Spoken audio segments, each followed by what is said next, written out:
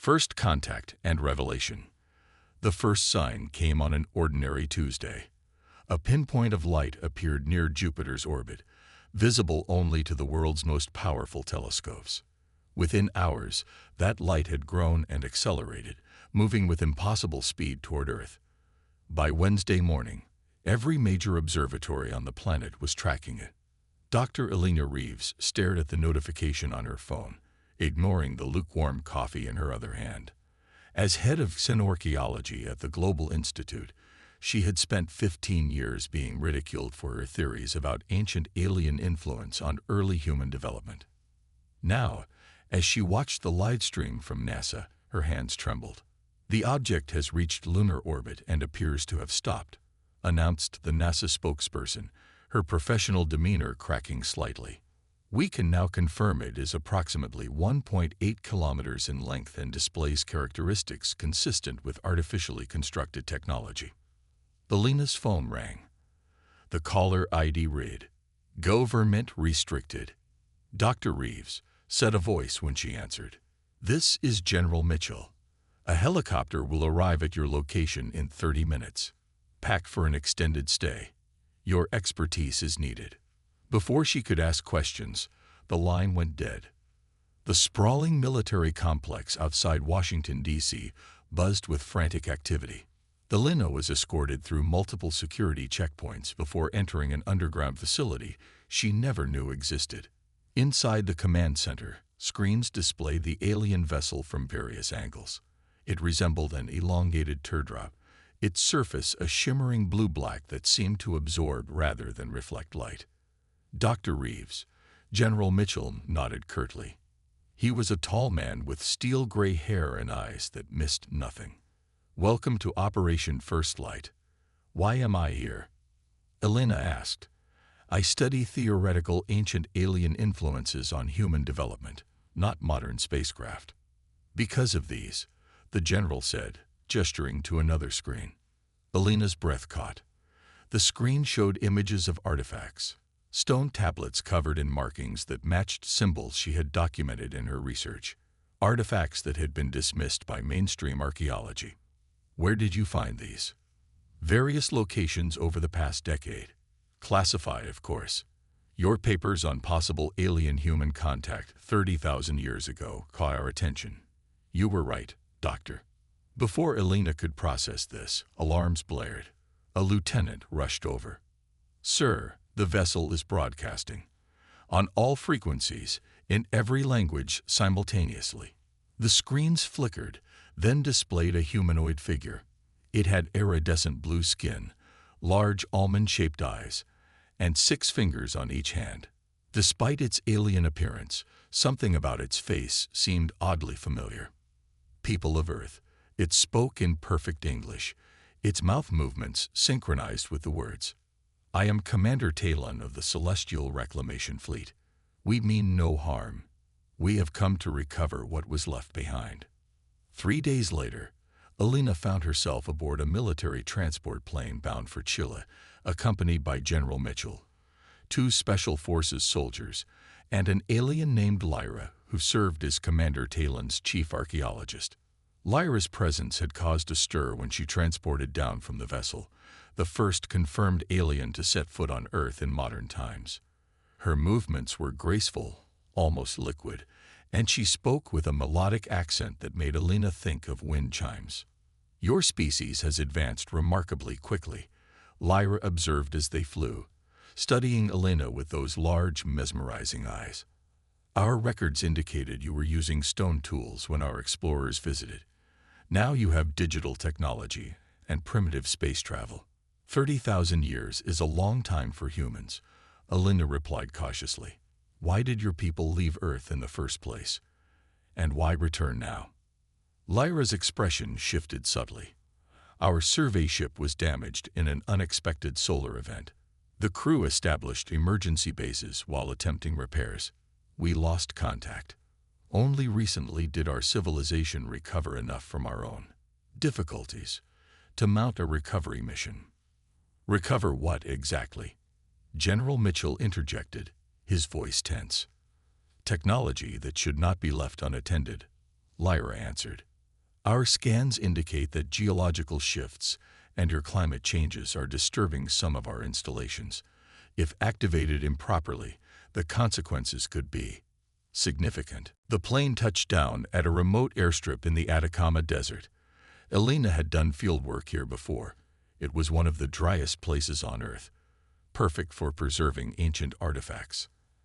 As they disembarked, Lyra activated a handheld device that projected holographic data only she could interpret.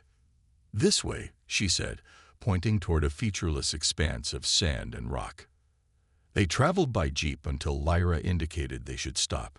Nothing distinguished this particular patch of desert from any other. Lyra stepped out, placing her device on the ground. It emitted a low hum, and the sand began to shift. "Step back," she warned. The ground beneath them trembled, then parted like water, revealing a perfect spiral staircase descending into darkness. Lights activated automatically along the walls of the passage, illuminating a tunnel that couldn't possibly have remained intact for 30,000 years. "Self-maintaining molecular structures," Lyra explained, noticing Elena's amazement. "Our technology is designed to last." At the bottom of the staircase lay a chamber with walls of the same blue-black material as the orbiting vessel. Symbols etched into the surfaces matched those on the tablets General Mitchell had shown Elena. In the center stood a pedestal supporting a crystalline sphere about the size of a basketball. It pulsed with inner light, casting eerie shadows across the chamber. "What is it?" Elena whispered. "A navigation beacon," Lyra said, approaching it reverently. "And a library. It contains the locations of all our installations on your planet, along with the collected knowledge of our survey team." General Mitchell frowned. "You said a survey team. How many of your people were here?" "Initially, 12, Lyra answered, placing her six-fingered hand on the sphere. It glowed brighter at her touch. But according to this data, only 5 departed when the ship was finally repaired. "What happened to the others?" Elena asked. Lyra's large eyes blinked slowly as she processed the information flowing from the sphere. "They stayed, voluntarily." Her voice carried a note of surprise. "They integrated with early human tribes." "Integrated?" Elena stepped closer. "You mean they lived among humans?" "More than that," Lyra said, her voice dropping to a whisper. "They mated with them." The chamber fell silent as the implications sank in. Elena's mind raced through her research. The unexplained leap in human tool-making 28,000 years ago, the sudden appearance of sophisticated cave art, the myths of sky people common to cultures that had no contact with each other. "That's not possible," General Mitchell said flatly. "Different species can't interbreed." "My people are master geneticists," Lyra replied. "They would have modified themselves to become compatible. It appears they also accelerated certain aspects of human development." The crystal sphere projected images around them, alien figures teaching early humans to make fire, to craft tools of remarkable precision, to build shelters that wouldn't appear in the archaeological record for millennia. "This changes everything we know about human evolution," Elena breathed. "There's more," Lyra said, her tone growing urgent. "The primary survey vessel, what you might call a mothership, crashed in what you now call Antarctica. It contains a power source that has remained stable for millennia, but our scans indicate it is beginning to degrade." "What happens if it fails?" the general asked. Lyra turned to face them, her alien features grave. "The resulting energy release would melt the ice cap and trigger catastrophic climate change within a decade. But if improperly handled during recovery..." She didn't finish the sentence. "It could be worse," Elena guessed. Lyra nodded. "Much worse. There are 27 other installations across your planet. We must locate and secure them all before recovering the primary vessel." She touched the sphere again, and it projected a map of Earth with points of light marking locations on every continent. "We'll need international cooperation," General Mitchell said, already reaching for his satellite phone. "And we'll need to move quickly." As they prepared to leave, Elena noticed markings on the wall near the entrance, Not alien symbols, but primitive human drawings. They depicted tall, six-fingered figures with halos around their heads, standing among humans. Beneath the figures was a repeated symbol, a circle with a vertical line through it. "Lyra, what does this symbol mean?" she asked. The alien studied it for a long moment, then answered softly, "In our language, it represents unity, becoming one." Elena ran her fingers over the ancient drawing. "They saw your people as gods." "Not gods," Lyra corrected. "Family." As they climbed back to the surface, Elena couldn't shake the feeling that they were missing something crucial. The aliens had returned after 30,000 years, not just to recover technology, but to reclaim a forgotten legacy, one that was somehow entwined with humanity's own. And time was running out. Within days, teams were dispatched to every location marked on the alien map. The world held its breath as the truth was revealed to the public.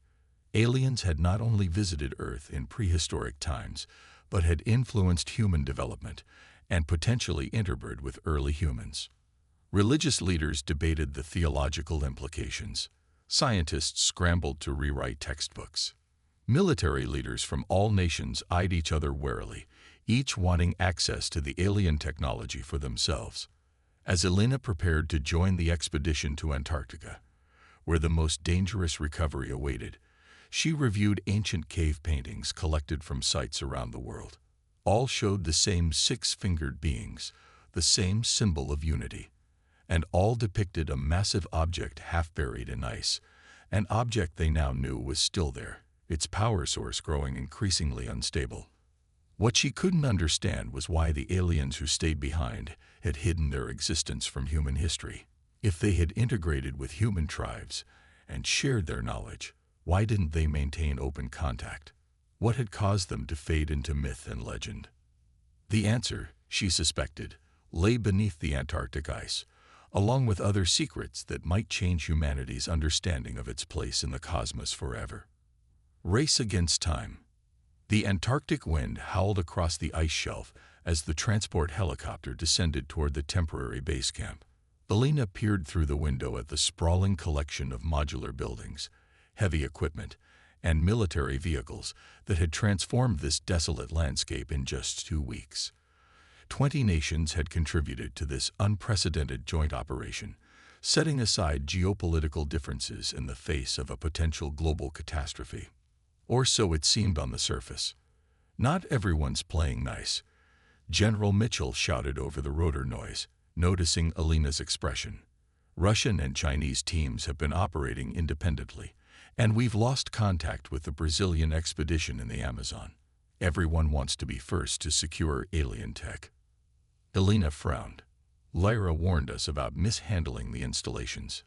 "People hear what they want to hear, Doctor." The helicopter touched down, and they were immediately met by Dr. Hiroshi Tanaka, Japan's leading physicist who had been placed in charge of the Antarctic operation. "Dr. Reeves, General Mitchell," he greeted them, his breath forming clouds in the frigid air. "The Celestials have located the precise position of the vessel. It's 2 kilometers beneath the ice." "Celestials?" Elena asked. Dr. Tanaka nodded. "Commander Talon's name for his species. Apparently, our ancient myths of sky people weren't far off." They entered the main research facility where Lyra and 2 other Celestials stood around a holographic projection of the ice shelf. The aliens' blue skin seemed to shimmer under the artificial lights, making them appear almost luminescent. "Dr. Reeves," Lyra acknowledged with a slight bow. "We have concerning developments." The hologram zoomed in, showing a massive teardrop-shaped vessel embedded in the ice. Unlike the sleek spacecraft orbiting Earth, this one showed significant damage to its hull. More worrying were the pulsing red areas that emanated from what Lyra identified as the power core. "The degradation is accelerating," she explained. "We estimate 14 days before containment fails." "Can't you just transport it out like you did with Lyra?" General Mitchell asked, referring to the teleportation technology the Celestials had used to bring their archaeologist to Earth. "The vessel's mass is too great, and its integration with the ice too complex. answered the taller Celestial, who introduced himself as Sarin, their chief engineer. We must stabilize the core before attempting to move it, which requires access to the engine room. We're ready to begin drilling, Dr. Tanaka said.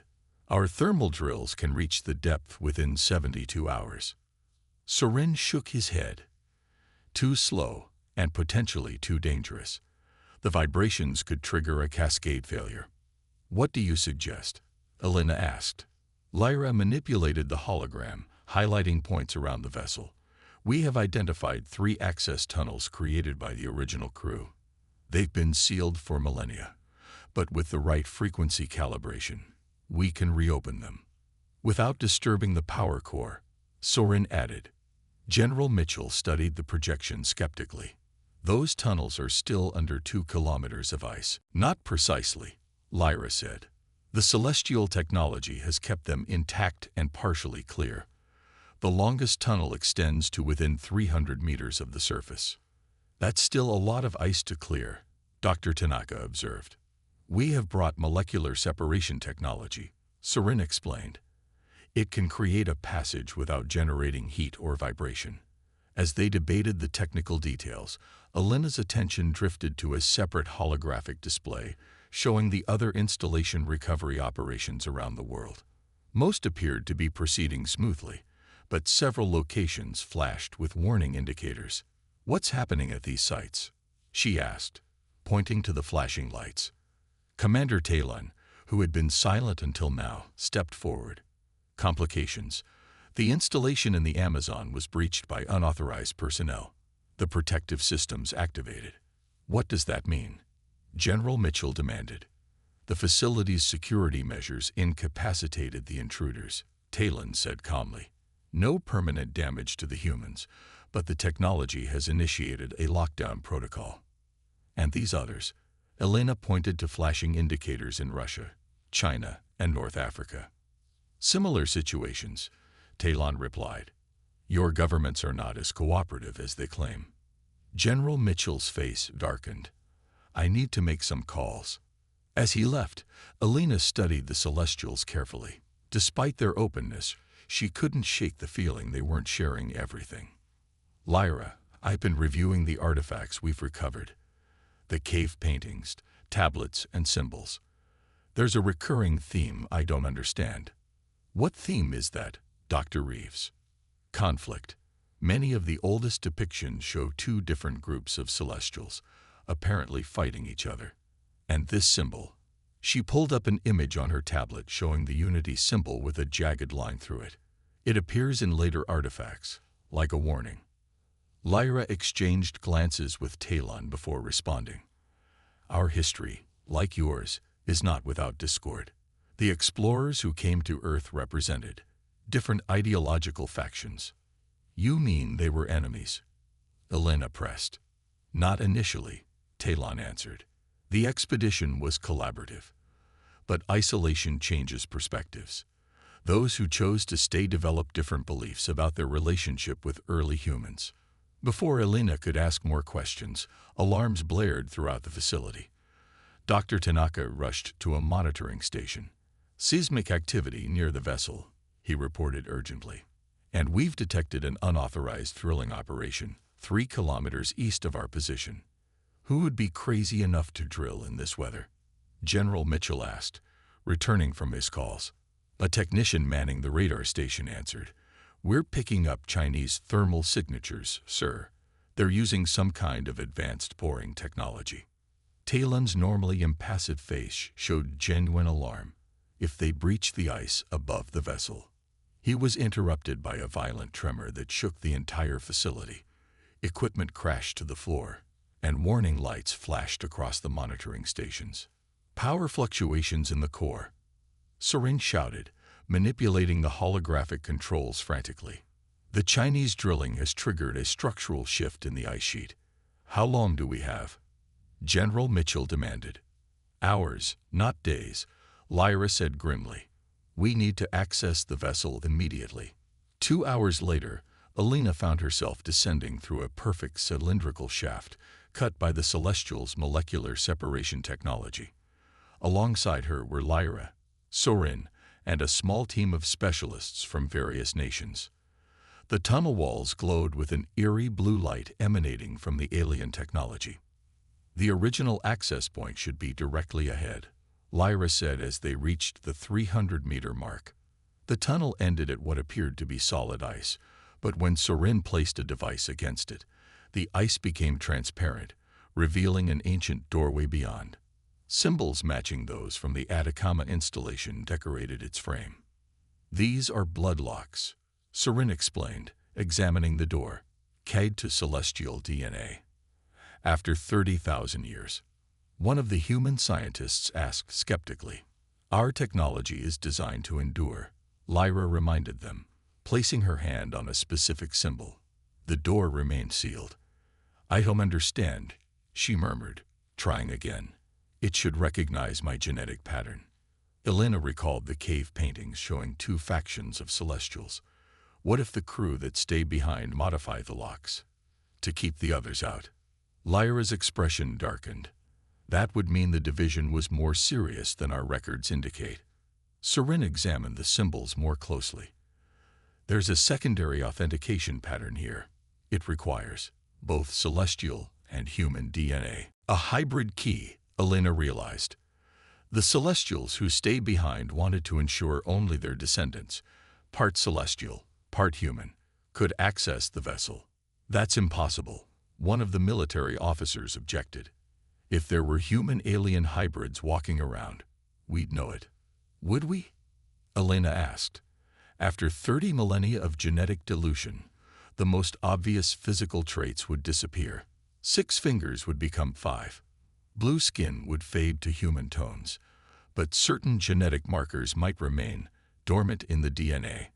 Lyra studied Elena with new intensity. "Your theories about alien influence on human development, they were remarkably specific, almost as if you had intuitive knowledge."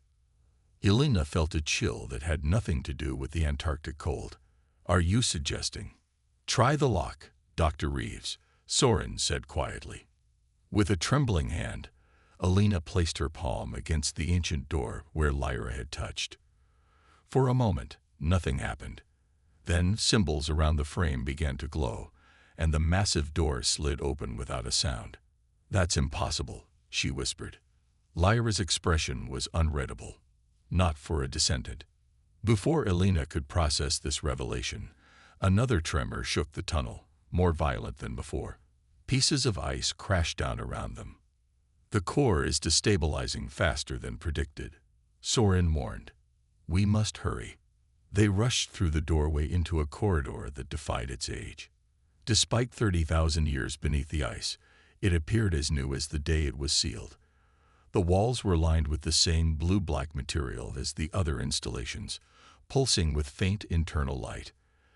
As they navigated deeper into the vessel, Elena struggled to focus on their mission, her mind reeling from the implications of what had just happened. If she carried celestial DNA, how many others did as well? What did it mean for human history, for human identity?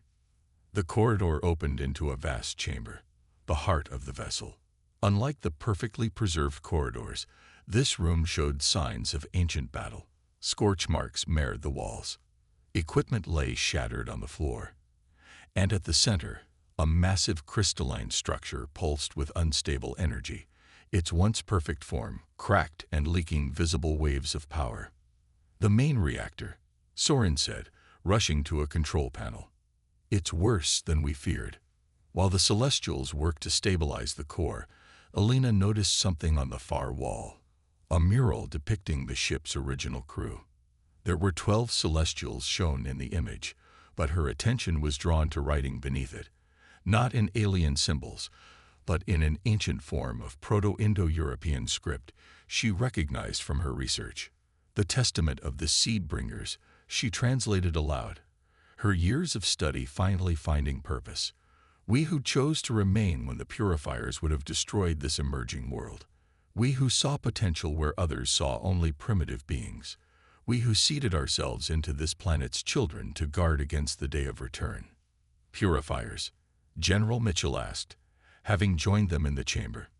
Elena continued reading. They would cleanse all worlds of uncontrolled development, allowing only species engineered to their design. We fought to prevent the cleansing of this world, driven the purifiers away, but at great cost. Our ship is damaged beyond repair. 7 of us remain to watch over these developing humans. We go now to live among them, to guide them subtly toward knowledge that will one day let them defend themselves. For the purifiers will return. The chamber fell silent as the implications sank in. Lyra and Talon exchanged glances that Elena couldn't interpret. "You knew," she accused them. "You knew there were 2 factions." "We suspected," Commander Talon admitted. "Our historical records were incomplete.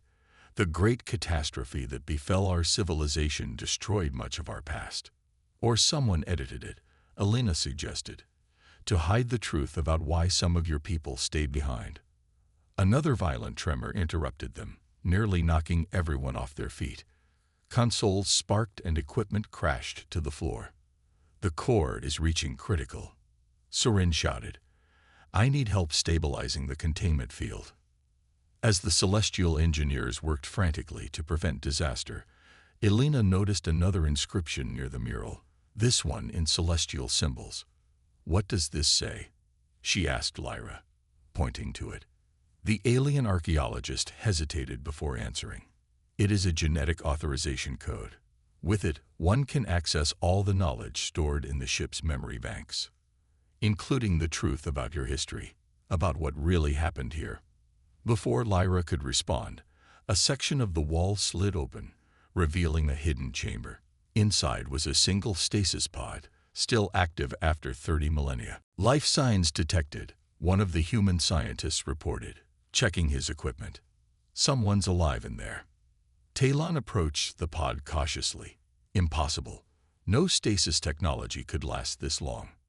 The pod's surface cleared, revealing its occupant, a celestial male, but with subtle differences from Talon's crew. His skin was paler, his features slightly more human. "Sentinel Zoran," Lyra whispered in recognition. He was the expedition's biological specialist. The stasis pod began its awakening sequence, just as Sorin called out from the reactor controls. "I've stabilized the core temporarily, but the containment system is too damaged. We need to transfer the energy to our ship in orbit." As the ancient celestial's eyes opened for the first time in 30,000 years, his gaze found Elena immediately. He spoke, his voice weak but clear, in the same Proto-Indo-European language of the inscription. "The seeds have blossomed," he said. "You have returned as warned." "He thinks you're one of the purifiers," Elena translated for Talon. "Tell him we are here to help," the commander instructed. "We need his knowledge to safely transfer the core's energy." Elena conveyed the message. The ancient celestial studied Talon with suspicion before responding. "The core cannot be moved," Elena translated. "It was designed to self-destruct if removed, to prevent the purifiers from obtaining its technology. There is another way, but it requires a decision." "What decision?" Talon asked. The awakened celestial struggled to sit up in his pod. "The core's energy can be dissipated safely, but the process will transmit a signal, a beacon that will reveal Earth's location and development to all celestial factions. Your people will know that humans have advanced, that the experiment succeeded." "Experiment," General Mitchell interjected sharply. Zoran looked at the human with ancient eyes. "We who stayed believed that natural evolution, guided but not controlled, would create something new, a species with the potential to surpass even the Celestials. We integrated our genetics with yours as protection and catalyst." Another tremor shook the vessel, more violent than before. "We're out of time," Sorin warned. "The core will breach in minutes." "The decision," Talon pressed. Zoran's gaze moved from Elena to Talon. "Activate the dissipation protocol, and Earth announces its presence to the cosmos. The purifiers, if they still exist, will come. But so will allies, descendants of those like me who believed in humanity's potential." "And if we don't activate it?" Elena asked. "Then this continent melts. Your civilization faces catastrophic climate change. You may survive, but weakened, vulnerable to whatever comes next. General Mitchell stepped forward. This sounds like a false choice. You're telling us we either signal these purifiers to come attack us, or we suffer a disaster that leaves us vulnerable anyway. Zoran smiled faintly. There is no safe path forward, human. Only paths of different challenges. But consider this. If the descendants of our integrated genetics have remained hidden among you for 30 millennia, how many of you carry our legacy? How many might awaken to their full potential if called upon? Elena looked at her hands, remembering how they had opened the ancient lock. You planned for this moment. Your faction. You knew the others would eventually return. We hoped for reconciliation, Zoran said, but prepared for conflict. The ship shuddered again. Warning lights flashed across all the monitoring equipment. Choose now, Zoran urged. The core cannot be contained much longer. Elena looked at General Mitchell, then at Talon, then finally at Lyra, whose expression had softened into something like hope.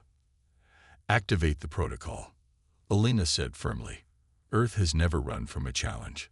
We won't start now. As Zoran guided them through the ancient activation sequence, the unstable energy of the core began to flow into channels throughout the vessel. The vibrations ceased. The warning lights dimmed.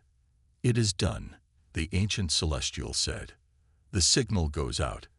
Now we prepare. Prepare for what? General Mitchell asked. For humanity to claim its place among the stars, Zoran replied.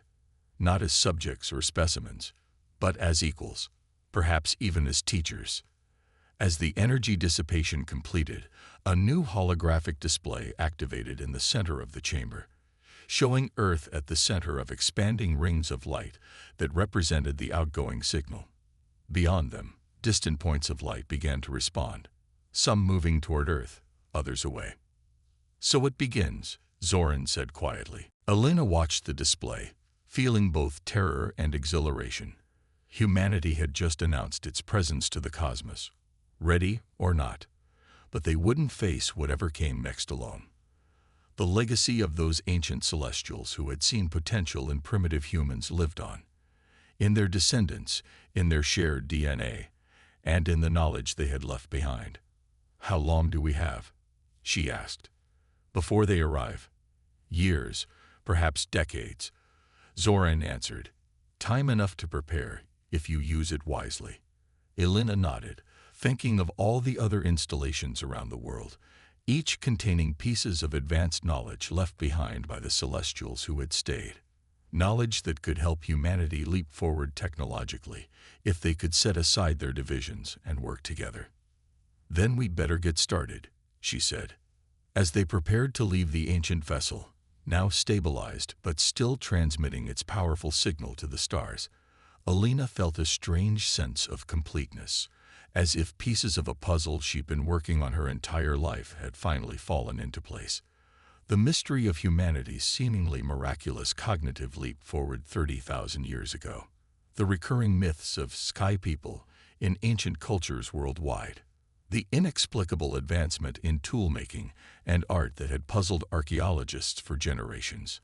And perhaps most importantly, the reason why she had been drawn to this field in the first place. Some ancestral memory, some genetic echo guiding her toward a truth buried in her very DNA. The Celestials hadn't abandoned Earth 30,000 years ago. They had become Earth. And now, as humanity prepared to face the greatest challenge in its history, that ancient legacy would finally awaken.